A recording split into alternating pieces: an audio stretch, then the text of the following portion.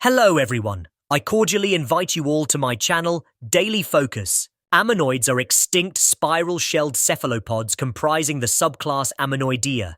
They are more closely related to living coleoids than they are to shelled nautiloids. The earliest ammonites appeared during the Devonian, with the last species vanishing during or soon after the Cretaceous-Paleogene extinction event. They are often called ammonites, which is most frequently used for members of the order Ammonitida, the only living group of ammonoids from the Jurassic up until their extinction. Ammonites are excellent index fossils, and linking the rock layer in which a particular species or genus is found to specific geologic time periods is often possible. Their fossil shells usually take the form of planispirals, although some helically spiraled and non-spiraled forms have been found.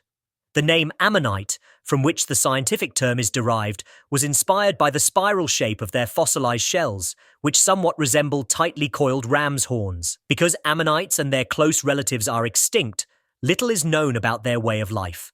Their soft body parts are very rarely preserved in any detail. Nonetheless, much has been worked out by examining ammonoid shells and by using models of these shells in water tanks. Many ammonoids probably lived in the open water of ancient seas, rather than at the sea bottom, because their fossils are often found in rocks laid down under conditions where no bottom-dwelling life is found. In general, they appear to have inhabited the upper 250 meters of the water column. Many of them are thought to have been good swimmers, with flattened, discus-shaped, streamlined shells, although some ammonoids were less effective swimmers and were likely to have been slow-swimming bottom dwellers. Synchrotron analysis of an aptychophoran ammonite revealed remains of isopod and mollusk larvae in its buccal cavity, indicating at least this kind of ammonite fed on plankton. They may have avoided predation by squirting ink, much like modern cephalopods. Ink is occasionally preserved in fossil specimens. The soft body of the creature occupied the largest segments of the shell at the end of the coil. The smaller, earlier segments were walled off, and the animal could maintain its buoyancy by filling them with gas. Thus, the smaller sections of the coil would have floated above the larger sections. Many ammonite shells have been found with round holes once interpreted as a result of limpets attaching themselves to the shells. However, the triangular formation of the holes, their size and shape, and their presence on both sides of the shells, corresponding to the upper and lower jaws, is more likely evidence of the bite of a medium-sized mosasaur preying upon ammonites. Some ammonites appear to have lived in cold seeps and even reproduced there. The chambered part of the ammonite shell is called a phragmocone. It contains a series of progressively larger chambers, called camera, that are divided by thin walls called septa. Only the last and largest chamber, the body chamber, was occupied by the living animal at any given moment.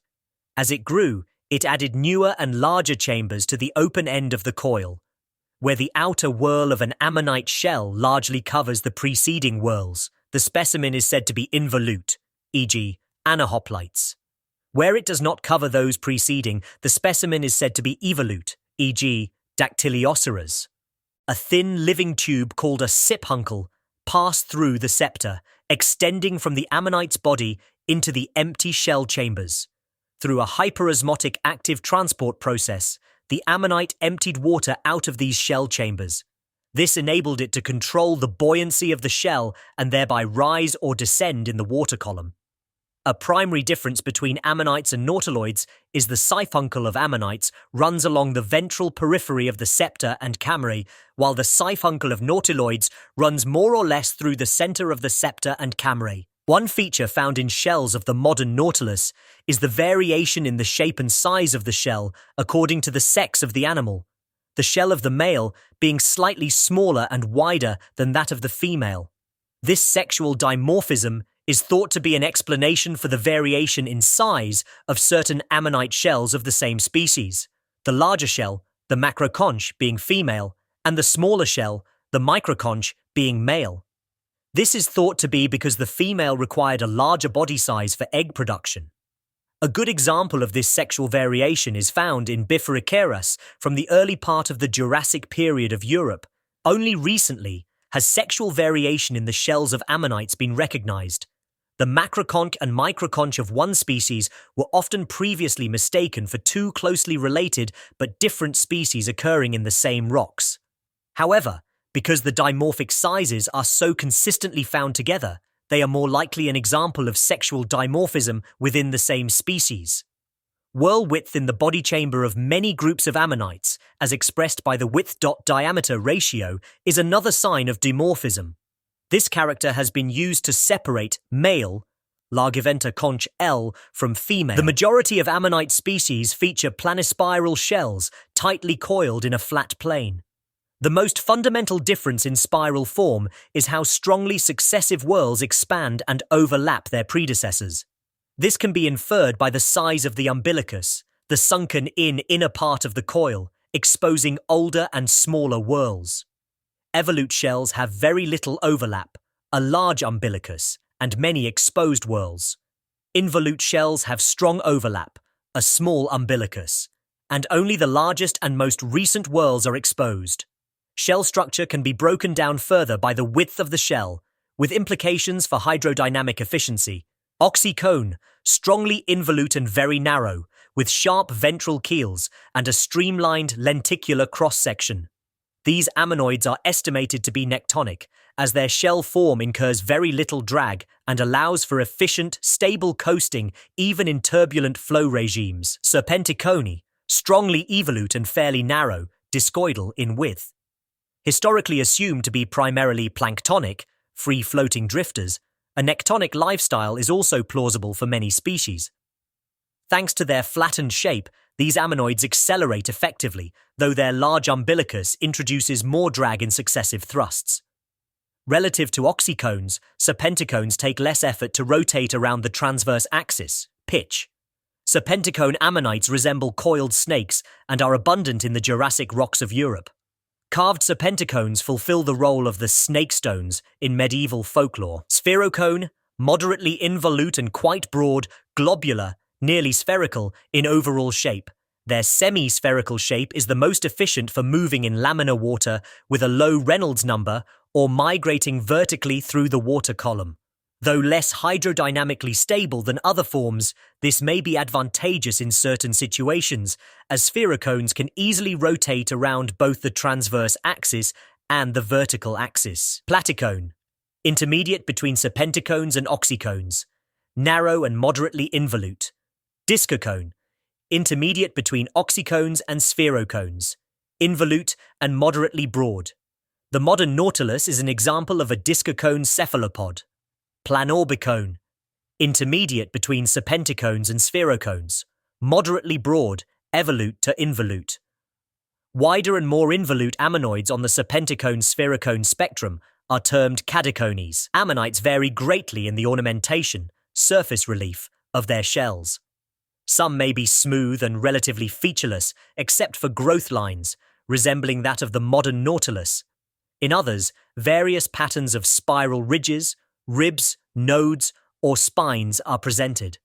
This type of complex ornamentation of the shell is especially evident in the later ammonites of the Cretaceous. Ammonoids with a shell shape diverging from the typical planispiral form are known as heteromorphs, instead forming a conch with detached whorls, open coiling, or non-planispiral coiling. These types of shells evolved 4 times in ammonoids, with the first forms appearing already in the Devonian period. In late Nourian age in Triassic, the first heteromorph ammonoid fossils belongs to the genus Rhabdocarus.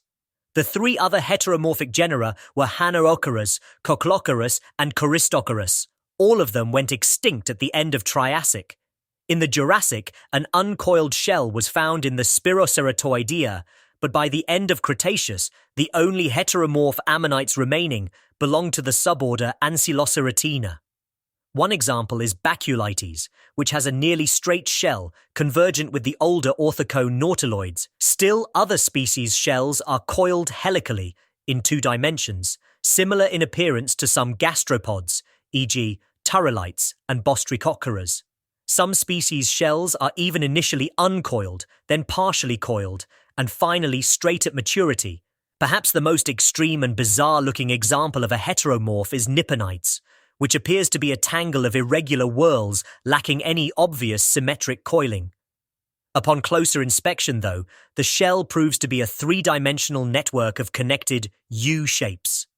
Nipponites occurs in rocks of the upper part of the Cretaceous in Japan and the United States. Some ammonites have been found in association with a single horny plate or a pair of calcitic plates.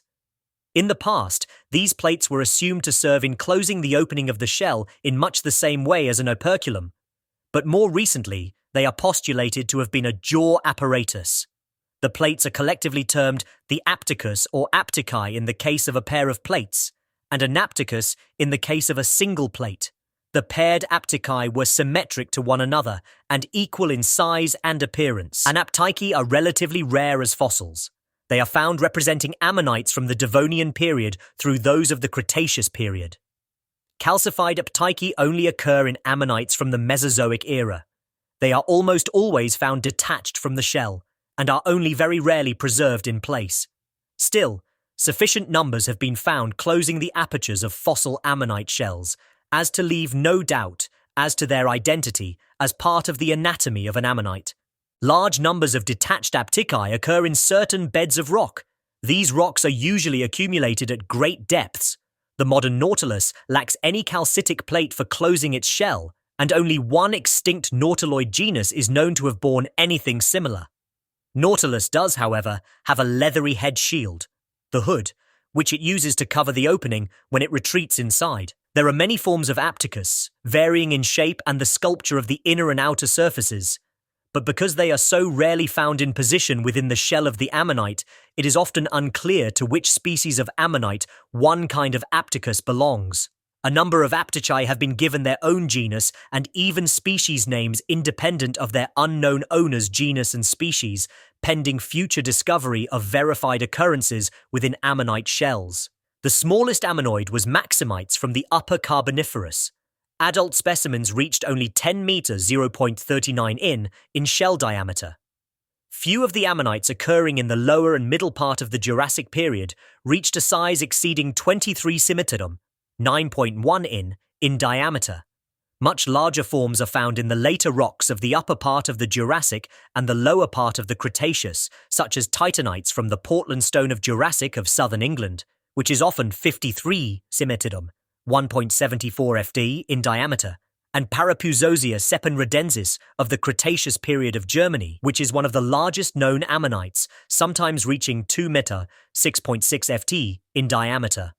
The largest documented North American ammonite is Parapuzosia bradii from the Cretaceous, with specimens measuring 137 cm (4.5 ft) in diameter. Goniotites, which were a dominant component of early and middle Permian faunas, became rare in the late Permian, and no goniotite is thought to have crossed into the Triassic. Ammonites were devastated by the end Triassic extinction, with only a handful of genera belonging to the family Psiloceratidae of the suborder Phyloceratina, surviving and becoming ancestral to all later Jurassic and Cretaceous ammonites. Ammonites explosively diversified during the early Jurassic, with the orders Psiloceratina, Ammonitina, Litoceratina, Haploceratina, Perisphinctina, and Ankyloceratina all appearing during the Jurassic. Heteromorph ammonites, ammonites with open or non-spiral coiling, of the order Ankyloceratina became common during the Cretaceous period. Ceratitida originated during the Middle Permian, likely from the Dara-Elitidae, and radiated in the late Permian. In the aftermath of the Permian-Triassic extinction event, ceratitids represent the dominant group of Triassic ammonites. At least 57 species of ammonites, which were widespread and belonged to 6 superfamilies, were extant during the last 500,000 years of the Cretaceous, indicating that ammonites remained highly diverse until the very end of their existence. All ammonites were wiped out during or shortly after the KPG extinction event, caused by the Chicxulub impact. It has been suggested that ocean acidification generated by the impact played a key role in their extinction, as the larvae of ammonites were likely small and planktonic and would have been heavily affected. Eggs were laid in smaller batches many times during the lifespan, and on the seafloor well away from any direct effects of such a bolide strike, and thus survived. Many ammonite species were filter feeders, so they might have been particularly susceptible to marine faunal turnovers and climatic change. Some reports suggest that a few Ammonite species may have persisted into the very early Danian stage of the Paleocene before going extinct. Thanks for watching.